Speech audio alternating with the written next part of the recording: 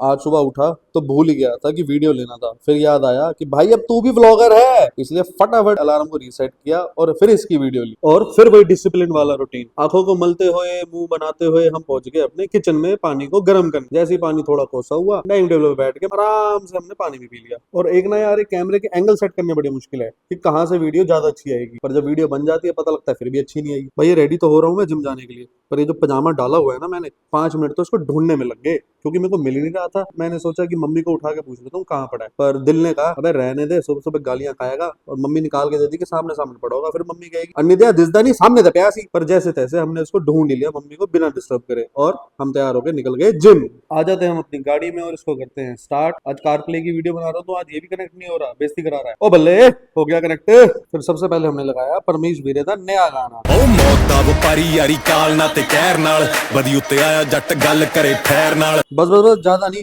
फिर copyright issue आ जाएगा दूसरी वीडियो में। बस फिर लगा दी हमने गाड़ी जिम की पार्किंग में। और भाई जिसको भी सुबह मेरे साथ वर्कआउट करना है, सुबह 6 बजे मैं इस जिम में मिलता हूँ। घर से मैं मूड बना के निकला था शोल्डर का वर्कआउट करने, पर पता नहीं क्या हुआ, जैसे ही इस पे बैठा फिर लेग्स का वर्कआउट करने का मन कर गया। फिर तगड़ा सा लेग्स का वर्कआउट करके हम पहुंच गए सीधा अपने कार्डियो सेक्शन पे। 15 मिनट क्रॉस कंट्री चला के थोड़ी बहुत स्ट्रेचिंग करके हमने जिम को कर दिया टाटा बाटा। और जब घर जा रहा था तो देखा ये दीदी बार बार घुरी जा रही थी, पर इनको भी क्या पता, मैंने इनकी नगरी में जाना ही नहीं। यार ये रेड लाइट पे खड़ा होना ना मेरे को सबसे गंदा लगता है। ओए ओए बल्ले बल्ले बल्ले, होगी ग्रीन होगी।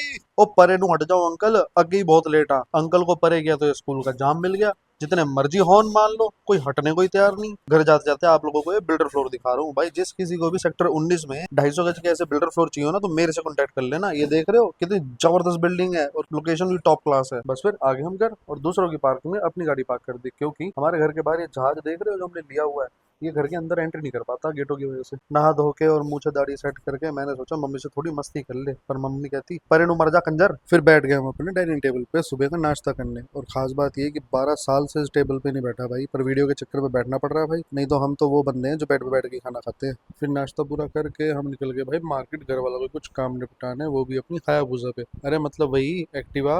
अब गेट बंद कर ही रहा था तो सोचा आपको वो गेट दिखा दूं जिसकी वजह से हमारा ये जहाज अंदर नहीं आ पाता। और गेट का कोई यूज नहीं हो रहा तो मम्मी ने अपना गार्डन ही बना दिया। मैं फिर तैयार श्यार होके गुरुजी का आशीर्वाद लेके मैं निकल गया अपने ऑफिस के लिए। अच्छा आज लैपटॉप का काम था नहीं तो मैंने सिर्फ आज डायरी ले ली, क्योंकि हर फ्राइडे हमारी सेवा होती है गुरुजी के आश्रम में, जिसमें मैं निकल जाता हूँ यहाँ से 2 बजे। और चेक करो मुझे हाँ तो ड्रायर करने की जरूरत नहीं पड़ी, हाथों से ही सेट होगी। ये भी अपनी मनमर्जी की मालकिन है। फिर रास्ते से जा रहे थे तो गौ माता मिल गई।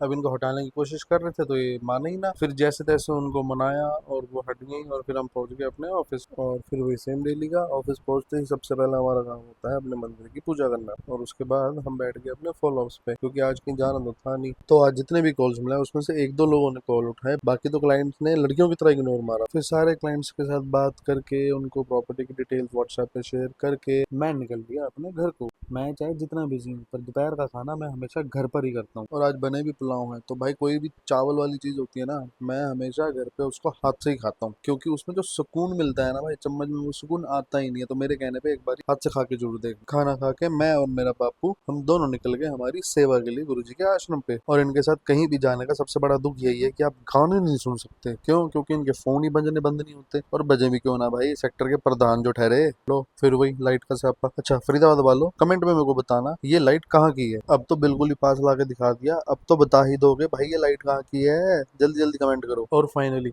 तीसरी बार में जाके हमारा भी नंबर आ गया कि हम इस लाइट को क्रॉस कर सकें। 15 मिनट में मैंने अपनी गाड़ी लगा दी थी गुड़गांव फरीदाबाद वाली रोड पे।